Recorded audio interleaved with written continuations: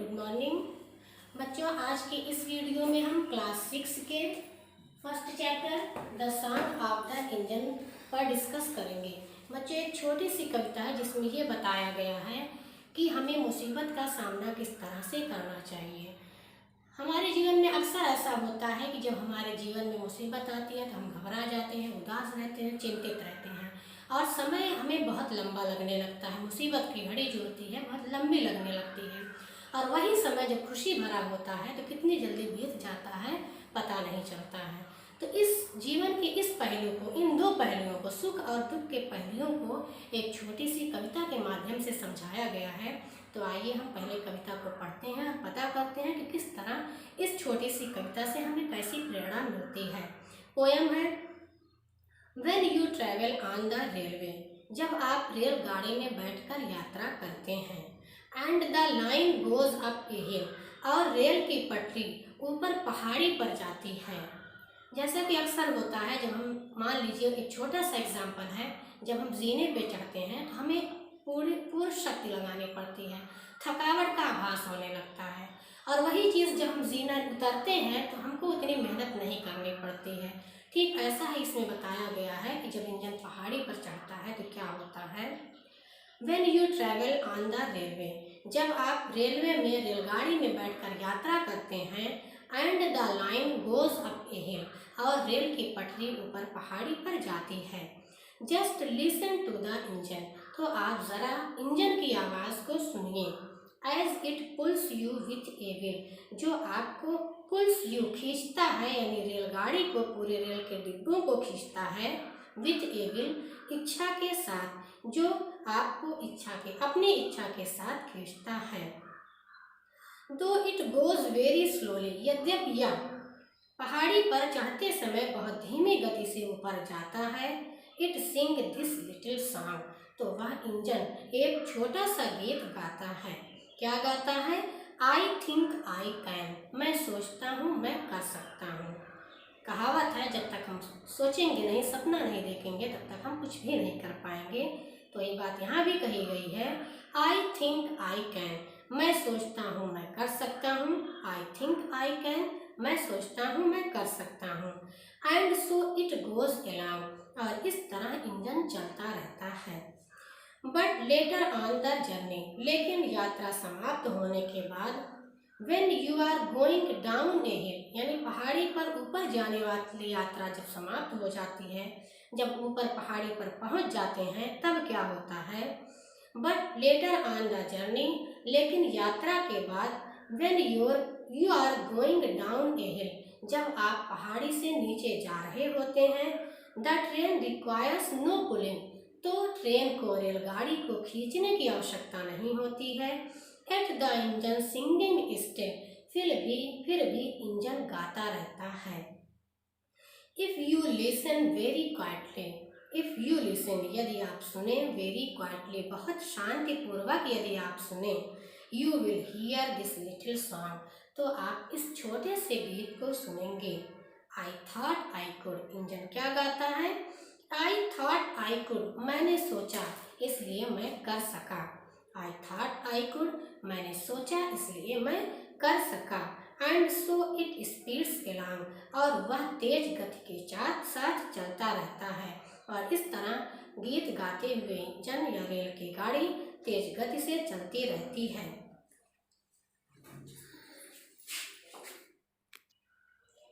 इसके बाद बच्चों, हम इसी वीडियो में आपके टेक्स्ट बुक का लेसन 2 द प्राउड ऑयस्टर का अध्ययन करेंगे।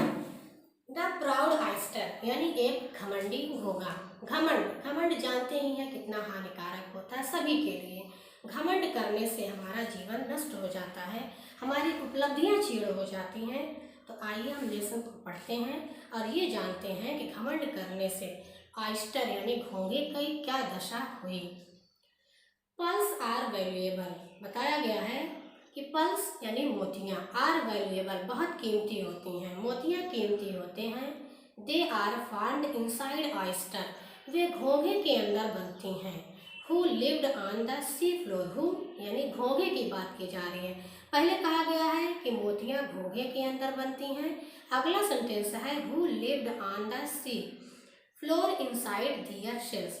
हु लिव्ड जो रहते हैं यानी घोंघे सीप वगैरह रहते हैं ऑन द सी फ्लोर समुद्र की सतह पर, इनसाइड दियर शेल्स अपनी सीपों के अंदर, अपने कवच के अंदर।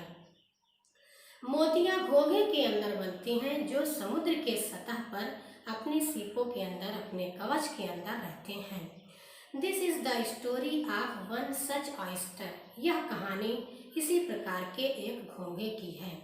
ही बिलीव्ड वह विश्वास करता था that he was the most important creature in the world कि वह इस दुनिया का सबसे महत्वपूर्ण प्राणी है। वन डे एक दिन there was a great storm in the sea. समुद्र में भयंकर तूफान आया। The waves were high. समुद्र की वेव्स लहरें वर हाई बहुत ऊंची थीं। The oyster clamped down the lid of his shell. The oyster घोंघे ने क्लैम्प डाउन तेजी से पकड़ लिया of the lid of his shell अपने कवच के, अपने सीप के ढक्कन को तेजी से पकड़ा and stayed firmly on the sea floor और समुद्र की सतह पर दृढ़ता पूर्वक जमा रहा। ही थॉट उसने सोचा इट बीनीथ इट्स डिग्निटी। उसने बीनीथ मतलब नीची बात समझी, हिज डिग्निटी अपने सम्मान से नीचे समझा, टू ट्राई प्रयास करना एंड मूव और जाना, towards the shore of the safety समुद्र के किनारे सुरक्षा के लिए। ही thought it's beneath his dignity to try and move towards the shore for safety। उसने समुद्र के किनारे पर सुरक्षा के लिए जाने की बात को अपने सम्मान से नीचे की बात समझी। The waves were so strong। लहरें इतनी तेज थीं that he and his shell कि वह और उसका कवच were picked up उठा लिए गए and flung on the shore और समुद्र के किनारे पर फेंक दिए गए। देयर वहां पर ही कॉशसली उसने सावधानी पूर्वक लिफ्टेड उठाया the lid of his shell अपने सीप के ढक्कन को उठाया एंड पीप्ड आउट और बाहर झांका एट द वर्ल्ड संसार को, बाहर की दुनिया में झांका। There he cautiously lifted the lid of his shell and peeped out at the world. वहां पर उसने यानी समुद्र के किनारे पर पहुंचकर उसने अपने सीप के ढक्कन को सावधानी पूर्वक उठाया और बाहर दुनिया में झांका। जस्ट तभी देन अनदर बिग वेव तभी दूसरी बड़ी लहर ने पिक्ड हिम अप उसे उठा लिया and through him further upon the sand और उसे आगे बालू पर, समुद्र के किनारे बालू होता है, उस बालू पर फेंक दिया। नाउ अब the waves washed over him लहरें उसके ऊपर से गुजरी एंड रोल्ड हिम अबाउट और उसके चारों ओर घूमी। But none of them was so enough powerful enough लेकिन नन ऑफ देम उन लहरों में से कोई भी लहर वाज पावरफुल इनफ इतनी शक्तिशाली नहीं थी टू पुल हिम बैक कि उसे वापस खींच ले जाए इनटू द सी समुद्र में। लेकिन उन लहरों में से कोई भी लहर इतनी मजबूत नहीं थी कि उसे दोबारा समुद्र में खींचकर ले जाए। सो इसलिए द पुअर ऑयस्टर बेचारा घोंघा स्टेड वहीं पर रुका रहा वेयर ही वाज जहाँ पर वह था। There was no way of getting back into the sea. There was no way कोई रास्ता नहीं था ऑफ गेटिंग बैक वापस जाने का इनटू द सी समुद्र में। समुद्र में वापस जाने का कोई भी रास्ता नहीं था and he became extremely angry और वह बहुत ज़्यादा क्रोधित हो गया। There was a small tree near the shore समुद्र के तट पर, समुद्र के किनारे पर एक छोटा सा पेड़ था। एक क्रो सैट ऑन इट उस पर एक कौवा बैठा हुआ था। फॉर अ लॉन्ग टाइम लंबे समय से, काफ़ी देर से उस पर एक कौवा बैठा हुआ था। Watching the plight of the oyster watching देख रहा था द प्लाइट दुर्दशा ऑफ द ऑयस्टर घोंघे की और वह घोंघे की दुर्दशा को देख रहा था। फाइनली अंत में ही फ्लू डाउन वह उड़कर नीचे आया and knocked on the shell और उसने विथ हिज बीक अपनी चोंच से नॉक डाउन खटखटाया ऑन द शेल, उसके कवच पर, उसकी सीप पर, और उसने सीप पर अपनी चोंच से खटखटाया। हु इज इनसाइड, अंदर कौन है? ओपन द डोर, दरवाजा खोलो। ही आस्क्ड, उसने पूछा, कौवे ने पूछा कि अंदर कौन है, दरवाजा खोलो। द ऑयस्टर वाज डिस्प्लीज्ड, घोंघा क्रोधित हो गया, अप्रसन्न हो गया। सम वल्गर रिच, कुछ वल्गर मीन्स दुष्ट, वल्गर रिच कुछ दुष्ट प्राणी, is trying to disturb me, मुझे परेशान करने की कोशिश कर रहे हैं। ही सेड टू हिमसेल्फ, उसने स्वयं से कहा, यानी घोंघे ने स्वयं से कहा कि कुछ दुष्ट लोग मुझे परेशान करने की कोशिश कर रहे हैं। देन ही शाउटेड, तब वह चिल्लाया, हु इज इट, कौन है? आई एम नॉट अ रिच, मैं दुष्ट नहीं हूँ। आई एम ए क्रो, मैं एक कौवा हूँ। And A clever crow at that, और मैं एक चालाक कौवा हूँ। कौवे ने कहा कि मैं दुष्ट नहीं हूँ, मैं एक कौवा हूँ और एक चालाक कौवा। ओपन द डोर, दरवाजा खोलो। एंड कम आउट, और बाहर आओ। Y should I come out, मैं बाहर क्यों आऊँ? घोंघे ने अंदर से आवाज लगाई, why should I come out, कि मैं बाहर क्यों आऊँ? Just to have a little chat, थोड़ी सी बातचीत के लिए। कौवे ने कहा कि थोड़ी सी बातचीत के लिए। दैट्स ऑल, बस, सेड द क्रो, कौवे ने कहा। I haven't time to chat, मेरे पास बातचीत का समय नहीं है। घोंघे ने कहा, मेरे पास बातचीत का समय नहीं है। And I am not coming out, और मैं बाहर नहीं आ रहा हूँ। वेल, ठीक है, ऑल राइट देन, ठीक है, but what are you doing in there, लेकिन तुम अंदर क्या कर रहे हो? I am busy making a pearl, मैं सीप बनाने में व्यस्त हूँ। घोंघे ने कहा, I am busy making a pearl, मैं सीप बनाने में व्यस्त हूँ।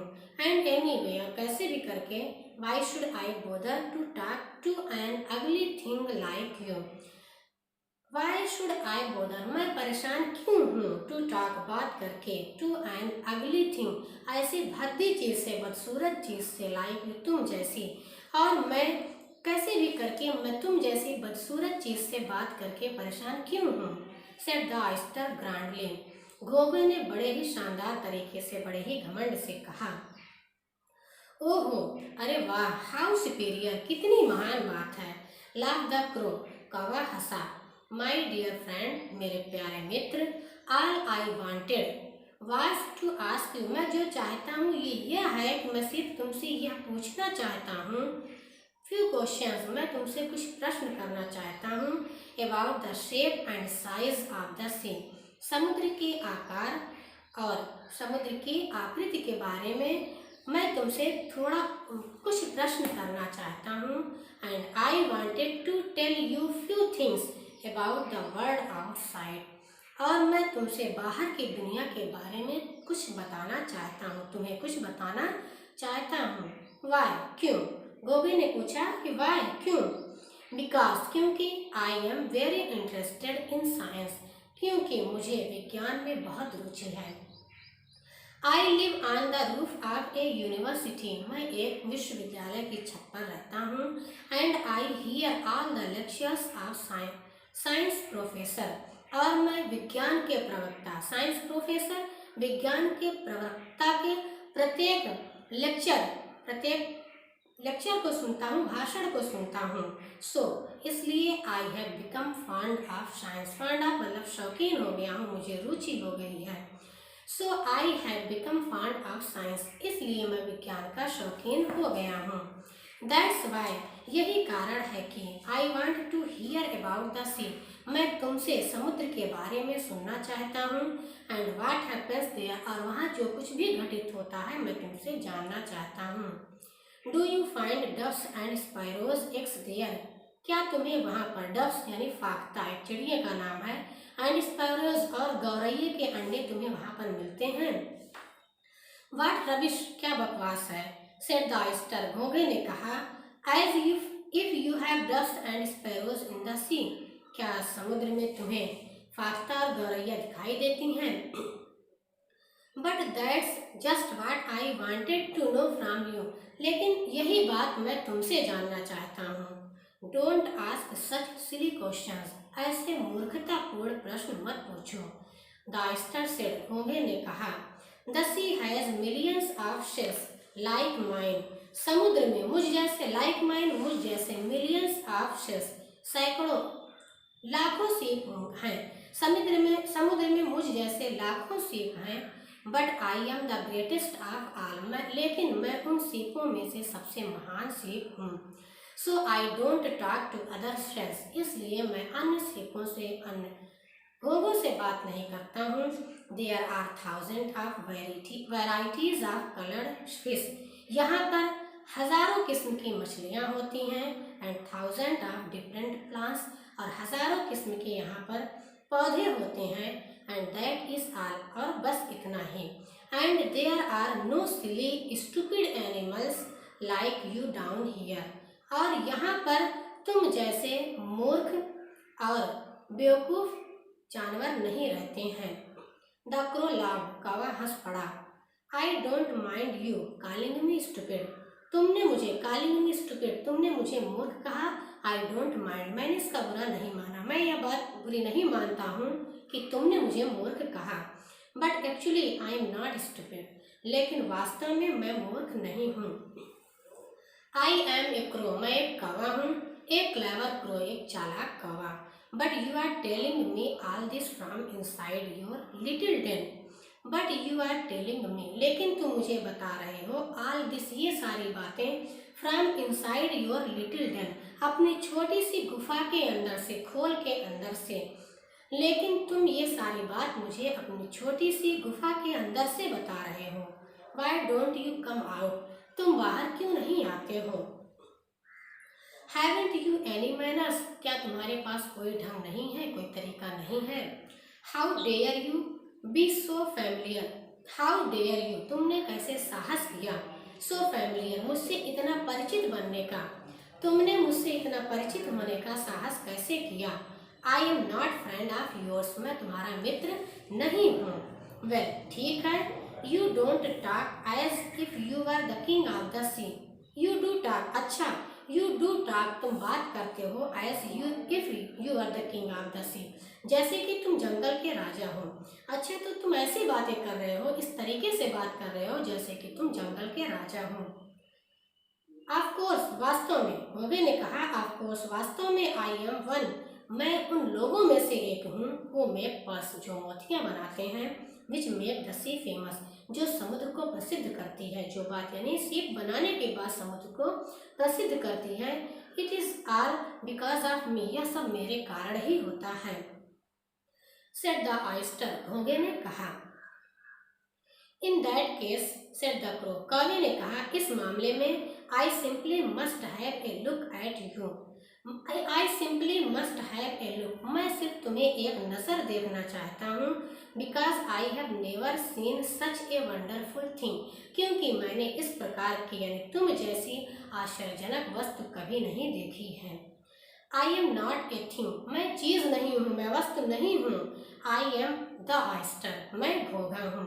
एंड मेक पर्स, और मैं मोती बनाता हूँ। I am the oyster that make purse, मैं घोंघा हूँ जो मोती बनाता है। ऑल राइट, ठीक है। बट प्लीज, लेकिन कृपया, योर मैजेस्टी, महाराज, लेकिन महाराज कृपया, वोंट यू कम आउट, क्या आप बाहर नहीं आएंगे। And give me an opportunity to have a look at you, और मुझे एन अपॉर्चुनिटी, एक अवसर नहीं प्रदान करेंगे, to have a look at you, आप पर एक नज़र डालने की। लेकिन महाराज, क्या आप कृपया बाहर नहीं आएंगे और मुझे आप पर एक नज़र डालने की अनुमति नहीं देंगे। द क्रो सेड गुड ह्यूमरली, कौवे ने बहुत ही हास्यास्पद ढंग से कहा। नो, नहीं, I can't open the door, मैं दरवाज़ा नहीं खोल सकता हूँ। आई एम वेरी बिजी, मैं बहुत व्यस्त हूँ। यू कैन मेक योर पर लेटर, तुम बाद में अपनी मोती को बाद में बना सकते हो। जस्ट ओपन द डोर, जरा दरवाज़ा खोलो। I am only a poor ordinary crow, I am only a poor, मैं केवल एक बेचारा ऑर्डिनरी, साधारण कौवा हूँ। Who wants to look at someone as important as you, जो तुम जैसी किसी महत्वपूर्ण चीज को देखना चाहता है। someone कोई ऐसा व्यक्ति, who can make pearls जो सीप बना सकता है। I want to see the pearl too, मैं मोती को भी देखना चाहता हूँ। You see तुम जानते हो, I have never seen a pearl before in my life, कि मैंने अपने जीवन में इससे पहले मोती कभी नहीं देखा है। I have just told you that I won't open the door, गोबे ने कहा I have just told you, मैंने अभी तुम्हें बताया है that I won't open the door, won't यानी would not, फुल फॉर्म होगी would not, कि मैं दरवाज़ा नहीं खोलूँगा। And if you think you are so clever, और यदि तुम्हें लगता है, तुम सोचते हो कि तुम इतने चालाक हो, why don't you open it yourself, तो तुम इसे स्वयं क्यों नहीं खोल लेते हो। The oyster could taunt him like this, the oyster could taunt him, उस घोंघे ने उस पर इस प्रकार से व्यंग किया, like this, इस तरीके से व्यंग किया, because he was sure, क्योंकि उसे विश्वास था, that the crow would never be able, कि कौवा कभी भी योग्य नहीं होगा, to open the lid of his shell, उसके सीप के ढक्कन को खोलने में। कौवे ने इस प्रकार घोंघे ने इस प्रकार व्यंग किया क्योंकि वो जानता था कि कौवा कभी भी उसके सीप के ढक्कन को खोलने में सक्षम नहीं होगा। बट लेकिन now the crow was angry, अब कौवा क्रोधित हो गया। All right, ठीक है, if that's what you want, यदि तुम यही चाहते हो, he said, उसने कहा, कौवे ने कहा, I will show you, तो मैं तुम्हें दिखा दूंगा। And don't blame me, और मुझ पर दोष मत लगाना, if you don't like what happens, यदि तुम्हें जो कुछ भी घटित हो, जो कुछ भी हो जाए, उसे पसंद न आए, तो तुम मुझ पर दोष मत लगाना। The crow picked up the shell in his beak, कौवे ने सीप को अपनी चोंच में उठाया, and flew off with it, और उसे लेकर उड़ गया, high up, बहुत ऊंचाई में उड़ गया। He reached above a rock, वह एक चट्टान के ऊपर पहुंचा, and from this great height, और उस महान ऊंचाई से, he dropped the shell straight on it, उसने सीधे सीप को उस पर यानी पहाड़ पर गिरा दिया। The shell splintered into a million fragments, the shell कवच splintered टूट गया into a million लाखों fragments छोटे छोटे टुकड़ों में, कवच छोटे छोटे लाखों टुकड़ों में टूट गया। The crow swooped down after it, कौवा इसके पीछे झपटा यानी सीप के पीछे झपटा। He grabbed the oyster in his beak, उसने घोंघे को अपने चोंच में पकड़ लिया, जकड़ लिया, and in one gulp, और एक ही बार में swallowed up, उसे निगल गया, और एक ही बार में घोंघे को निगल गया। The crow then caught sight of मतलब उसकी नजर पड़ी, the pearl, सीप मोती पर, तब कौवे की नजर मोती पर पड़ी, as it was rolling away from him, जो लुढ़क कर उससे दूर जा रही थी। He watched the priceless pearl, उसने उस बहुमूल्य मोती की ओर देखा, as it fell into a blob of cow dung, क्योंकि वह एक गोबर के ढेर में गिर गई थी। He watched the priceless, उसने मूल्यहीन मोती की ओर देखा जो कि गोबर के ढेर में गिर गई थी। Then तब he lifted himself once more into the air, तब वो कौवा एक बार फिर हवा में उड़ा, and flew away cawing happily, और तेजी से खुशी से काव काव करता हुआ वहाँ से उड़ गया। ये था आपका पहला और दूसरा लेसन। मिलते हैं अगले लेसन के साथ अगले वीडियो में, तब तक के लिए जय हिंद।